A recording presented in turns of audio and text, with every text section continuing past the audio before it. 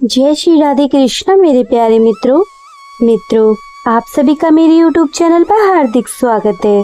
मित्रों, इस जीवन में सबसे बड़ा सत्य यह है कि मनुष्य की मृत्यु। मित्रों, चाहे मनुष्य अमीर हो या गरीब, उसे एक ना एक दिन मृत्यु का सामना करना पड़ता है। मित्रों, आज की वीडियो में हम आपको बताएंगे मृत्यु से जुड़े हुए कुछ महत्वपूर्ण तथ्य, जैसे कि मृतक को शमशान लेते जाते समय राम नाम सत्य क्यों बोला जाता है, मृतक को शमशान लेते जाते समय उनको नए कपड़े क्यों पहनाए जाते हैं, और मृतक के शरीर को अकेला क्यों नहीं छोड़ा जाता। अगर कोई मरे हुए व्यक्ति के कपड़े पहनता है तो उसके साथ क्या होता है, उसको किन किन मुश्किलों का सामना करना पड़ता है, उससे क्या नुकसान होते हैं, और मृतक के शरीर को लेके जाते समय मखाने और सिक्के क्यों बखेरे जाते हैं, मृतक के शरीर के पास अगरबत्ती क्यों लगाई जाती है। तो मित्रों, आज की वीडियो में हम आपको यही सब बताएंगे। गरुड़ पुराण के अनुसार स्वर्ग जाने का असली हकदार कौन होता है, यह भी हम आपको इस वीडियो के माध्यम से बताएंगे। आज की वीडियो में हम आपको मृत्यु से जुड़े 10 बातें को बताने जा रहे हैं, जिसे हर मनुष्य को आवश्यक जानना चाहिए। इसलिए आज की वीडियो आप सभी पूरा देखिएगा, ताकि आप सबको भी पता चल सके कि वह 10 तथ्य कौन से हैं। मित्रों, वह साधारण व्यक्ति नहीं रहता जिसे इन 10 तथ्य के बारे में पता चल जाता है, उस पर भगवान श्री कृष्ण की भी कृपा बन जाती है। और जो व्यक्ति इस वीडियो को बीच में छोड़कर जाएगा, उसका पूरा ज्ञान उसे कभी नहीं मिलेगा।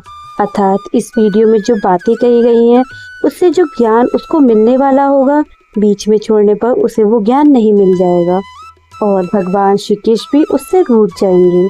इसलिए आप सभी से मेरा निवेदन है कि आप सभी इस पूरे वीडियो को पूरा देखें, ताकि आप सभी को भी पूरा ज्ञान प्राप्त हो सके। यह सभी बातें मैं आपको एक कथा के माध्यम से बताऊंगी। तो कथा को प्रारंभ करते हैं। एक समय की बात है, एक गांव में एक राजेश नाम का आदमी रहता था।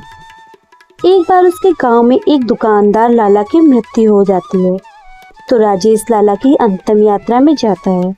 तो राजेश के मन में एक सवाल खटक रहा था, जब किसी के मृतक के शरीर को ले जाया जाता है तो उसके साथ राम नाम सत्य क्यों बोला जाता है।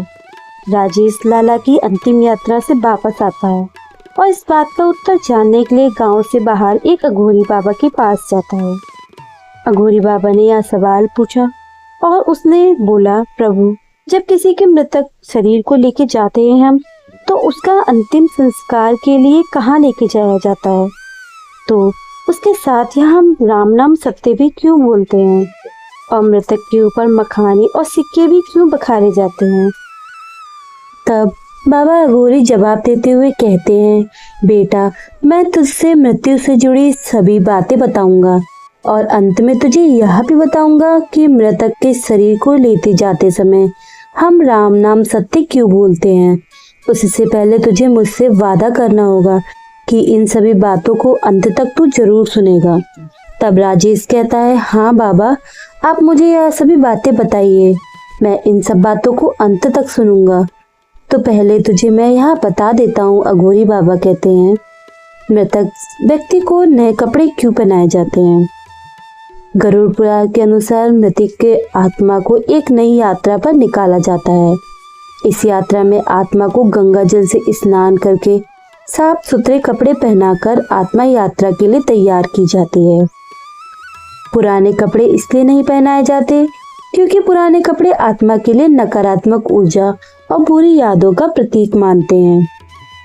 इसी वजह से मृतक को नए कपड़े पहनाए जाते हैं।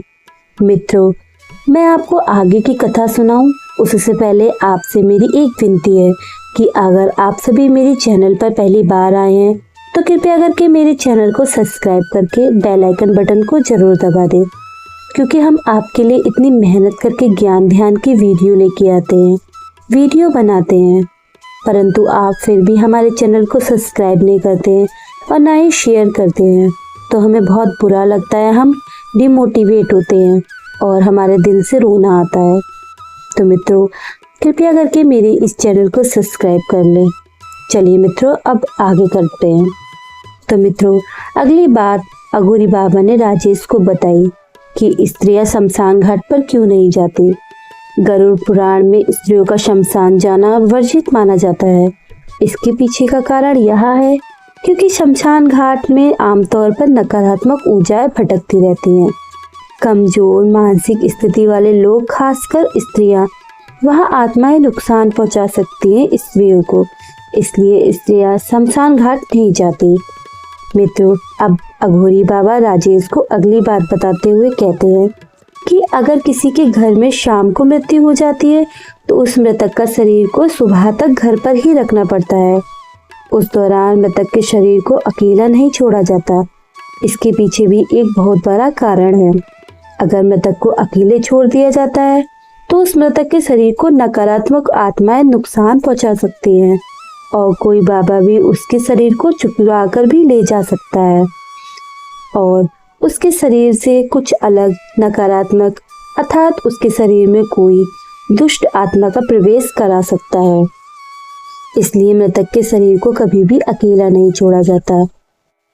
आगे रमेश से अघोरी बाबा कहते हैं कि अब मैं तुझे यह बताता हूँ कि कोई मनुष्य मर जाता है तो उसके वस्त्र पहनने से क्या होता है।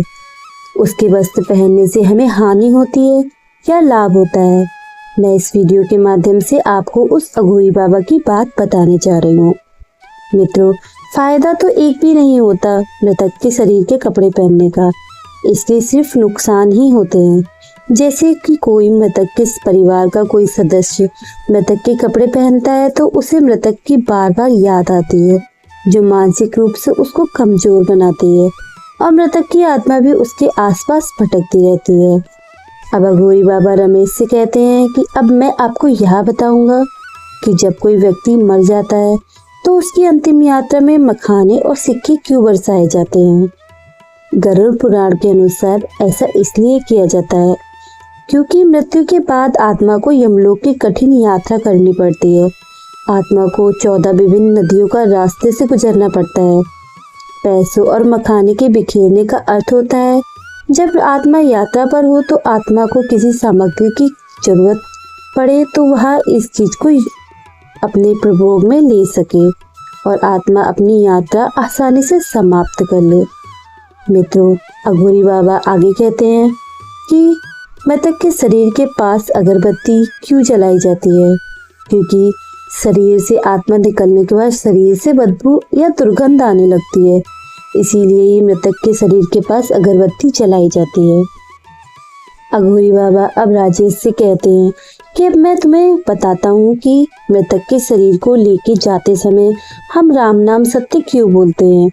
इसके पीछे का कारण राम नाम सत्य कहने का है कि जीवन में अकेले भगवान का नाम ही अंतिम सत्य है। धन दौलत सब यहीं का यहीं रह जाएगा। मनुष्य के साथ जाते हैं तो उसकी सिर्फ आत्मा, उसके कर्म। गरुड़ पुराण में यह बताया गया है कि आत्मा को शांति या मोक्ष की प्राप्ति के लिए भगवान राम का नाम लेना आवश्यक है। मित्रों, अघोरी बाबा अंत में राजेश से कहते हैं कि अब मैं तुमको यह बताऊंगा कि स्वर्ग जाने का असली हकदार कौन होता है।